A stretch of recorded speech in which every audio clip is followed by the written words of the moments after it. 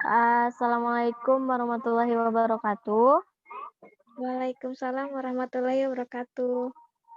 Nah, anak-anak, untuk pertemuan kali ini, kita akan, membahas makna kebangkitan nasional. Untuk yang hadir di sini cuman segini atau ada yang harus ditunggu? Harusnya ada yang masuk, Bu, cuma nggak tahu nih belum masuk-masuk. Ya udah, karena berhubung udah, malam juga, biar nanti teman-teman masuk yang lain aja ya. Kita mulai sekarang aja.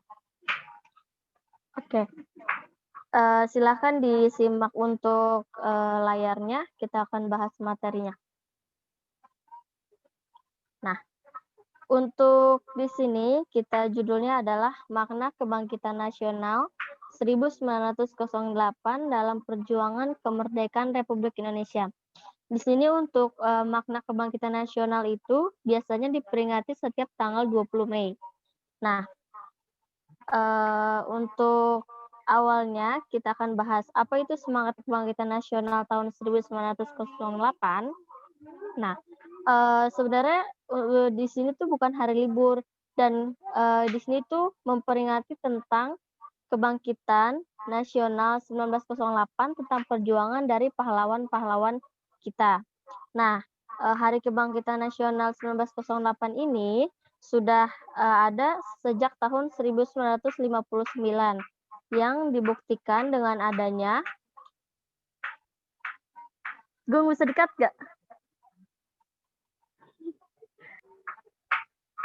Nah, untuk Hari Kebangkitan Nasional 1908 ini diperingati setiap tanggal 20 Mei dan sudah diperingati sejak tahun 1959 dan dibuktikan dengan adanya Kepres nomor 316 tahun 1959 pada tanggal 16 Desember 1959. Nah, lalu, di bawahnya ini kita akan menyebutkan, siapa saja tokoh kebangkitan nasional serta apa saja perannya.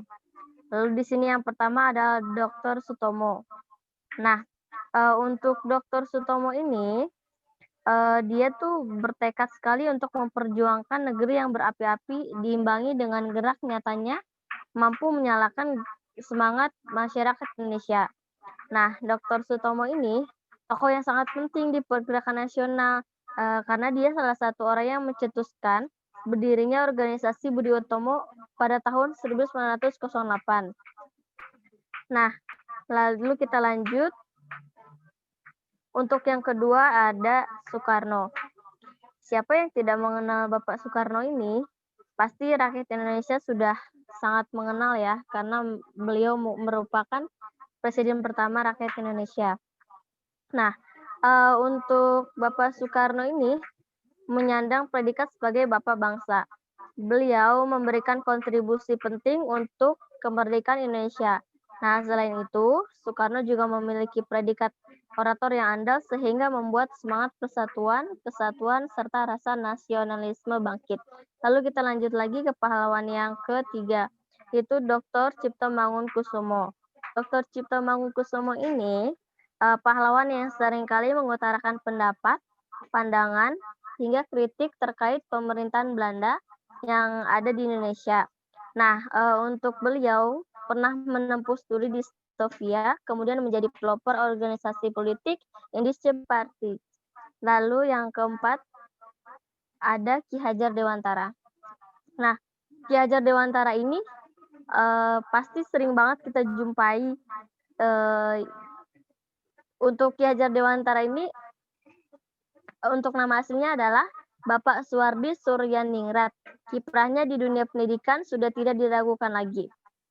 Makanya kalau di sekolah atau di pendidikan-pendidikan itu pasti tidak jauh dari nama Ki Hajar Dewantara. Nah, Ki Hajar Dewantara ini berkontribusi dalam mendirikan lembaga Taman Siswa. Harapan beliau adalah agar masyarakat Indonesia mendapat kesempatan yang layak dalam hal belajar. Nah, lalu ada yang kelima adalah Bapak Douwes Dekker. Nah, Douwes Dekker itu memiliki nama asli Danu Dirja Setiabudi. Nah, beliau bersama dengan Dr. Cipto Mangunkusumo dan Ki Hajar Dewantara mendirikan Indies Tripartite. Bahkan mereka bertiga menyandang predikat sebagai tiga serangkai. Nah, kontribusi dari Dawes Dekker ini tidak hanya dalam bidang politik dan sebagai aktivis saja, beliaulah yang mencetuskan nama Nusantara untuk Indonesia. Nah, lalu kita akan bahas apa sih yang dimaksud dengan perintis kebangkitan nasional.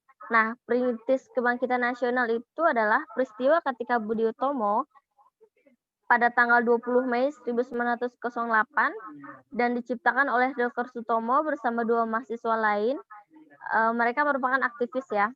Dan Dr. Sutomo ini tidak merintis kebangkitan nasional sendiri, tapi bersama dengan Gunawan Mangunkusumo dan Suraji Tirtonegoro. Nah, lalu siapa saja perintis kebangkitan nasional dalam perjuangan kemerdekaan Indonesia? Nah, kita tadi sudah jabarkan kelima perintis kebangkitan nasional tadi yang kita sebutkan di atas. Nah, lalu apa saja faktor yang mendorong kebangkitan nasional? Nah, di sini kita akan membahas tentang apa saja faktor yang mendorong kebangkitan nasional. Nah, di sini ada faktor internal dan faktor eksternal. Kita lagi kamu aku suruh ke bawah membuat aku jadi. Nah, di sini kita akan membahas tentang faktor yang mendorong kebangkitan nasional. Nah, di sini ada dua. Yang pertama adalah faktor internal dan yang kedua faktor eksternal. Faktor internal sendiri ini bisa dibaca ada 4 poin, terutama yang pertama adalah kaum cerdik yang pandai semakin banyak, perlakuan diskriminatif dan sebagainya. Lalu yang faktor eksternal itu ada 3, ya lebih ke tentang kekalahan Rusia, terus komen belum Kerjain skripsi. Untuk faktor eksternal di sini ada 3 poin. Kalian bisa baca sendiri seperti kekalahan Rusia, paham-paham yang baru masuk ke Indonesia, kemunculan gerakan All-Indian National Congress 1988 dan lain-lain. Nah, lalu siapa saja pahlawan kebangkitan nasional sebelum tahun 1908? Nah, di sini ada Sultan Ageng Tirtayasa, ada Sultan Hasanuddin, ada Pangeran Diponegoro, ada Kapitan Patimura, ada I Gusti Ketut Jelantik. Nah, seperti yang kita sudah bahas di atas, makna arti penting kebangkitan nasional adalah kenapa sih kita harus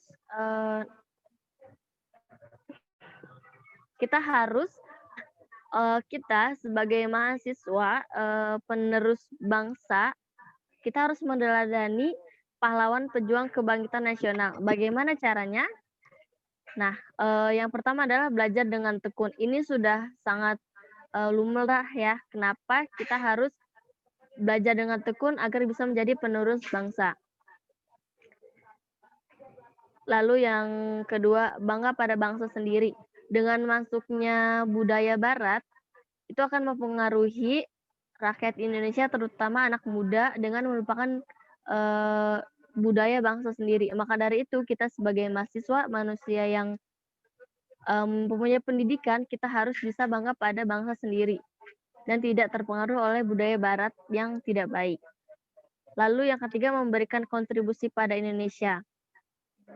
Nah, sebagai mahasiswa, kontribusi yang paling kecil itu apa sih? Nah, itu yang paling penting adalah kuliah rajin dan tidak bolos. Tidak usah melakukan hal yang mungkin tidak bisa dilakukan oleh mahasiswa dengan cara yang rumit. Kita cukup dengan kuliah rajin dan tidak bolos saja sudah cukup memberikan dampak yang untuk kebangkitan nasional. Nah, di sini kita sudah sampai di ujung materi. Untuk selengkap materinya tadi sudah saya bilang, saya taruh di Google Classroom, jadi kalian tinggal baca materinya saja. Untuk materi kali ini ada pertanyaan? Saya izin bertanya, Bu. Baik, mau bertanya apa Saudarisna? Tadi kan cara agar kita tuh meneladani perjuangan atau pahlawan Indonesia ya Bu ya. Iya, Ada bangga pada negara sendiri atau bangsa sendiri gitu iya, kan. iya. Tadi Lalu? kita harus bangga pada bangsa sendiri. Jika ada budaya asing, jangan sampai kita terpengaruh. Baik, Nah, bagaimana jika ada seseorang yang sudah terpengaruh oleh budaya luar yang masuk ke Indonesia? Apakah itu bisa dikatakan nilai-nilai Pancasilanya sudah tidak ada? baik. Jadi, gunanya atau manfaat kita belajar dengan pendidikan yang tinggi atau sebagai mahasiswa adalah mahasiswa itu bisa, mengendalikan apa yang baik dan apa yang buruk menurut saya. Nah, kita sebagai mahasiswa yang baik, kalau misalnya memang ada seseorang atau teman kalian yang sudah terpengaruh budaya barat, lebih baik kita tidak, terjerumus juga dengan hal itu. Jadi, sebisa mungkin kita juga harus, mengontrol diri atau bahkan kita juga harus memberitahukan yang baik kepada teman kita.